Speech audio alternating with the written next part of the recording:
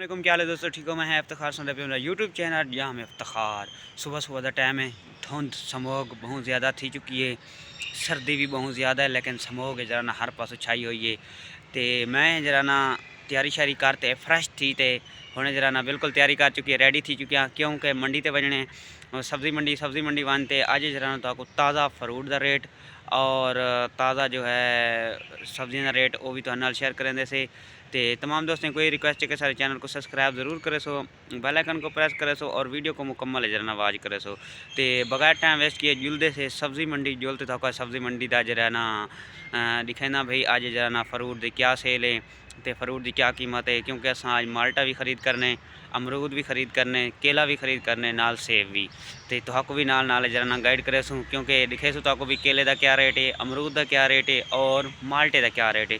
क्योंकि जो सामान खरीद करते आवे न तो काफ़ी दोस्त यही पूछते हैं यार मंडियों में जरा ना सामान बहुत सस्ता है, फ्रूट बहुत सस्ता है, अमरूद बहुत सस्ता है, माल्टा बहुत सस्ता है, तो महंगा क्यों सेल करें दो?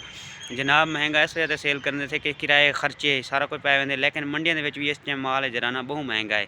तो आज चल के तो जरा ना रेट भी दसे दूँ कि क्या रेट से साको मिलते और क्या रेट से जो है सेल करें दूँ। तो चलो साढ़े नाल ना रहो। मंडी में जो एंटर हो चुके हैं, ये मंडी के हालात चल के जो है सबसे पहले आपको जो है अमरूद के रेट दिखाते हैं, उसके बाद माल्टा, केला और लोगों की परेशानी भी दूर करते हैं जो कहते हैं कि मंडी में फ्रूट सस्ता है, उनकी परेशानी भी यहाँ जाकर दूर करते हैं। चलिए हमारे केला जी, सेब आप पहुँच आए हैं मंडी तो किन्नू लेना आया, आ सारा किन्नू केला मौजूद है। हाँ माल्टा फ्रूटर, हाँ फ्रूटर सारा माल्टा, सारा माल्टा ही फ्रूटर है सारा टोटल। लेकिन रेट सुन के ना थोड़ा बंदा सोच रहा है कि कितों लईए कितों ना लईए। आ जो माल्टा पिया ही इंदा हम रेट सुन के तो बंदा हैरान है। तो आ फ्रूटर पिया जी 1500 रुपये की पल्ली है, तो बंदा कित्थे बेचे? आ 1500 रुपये की पल्ली है, 60 दाने, बंदा कित्थे बेचे? 1500 रुपये की पल्ली है तो कहते 60 दाने ने, लेकिन होंदा 50-48 है। 1500 रुपये की पल्ली आ चेक आ भी 1500 की पल्ली फ्रूटर की, बंदा कित्थे बेचे? चाचे शेरे दे कोल, चाचे शेरे कोल केला चेंदे नाल मालूमात देखते हैं कि चाचा शेरा किवें असा को जरा लुटें।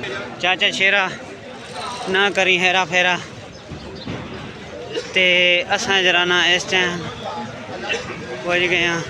वो मेरा चाचा वो सीधा हो नहीं जनाब, असा केला भी गिन गए से मंडी तो माशाल्लाह।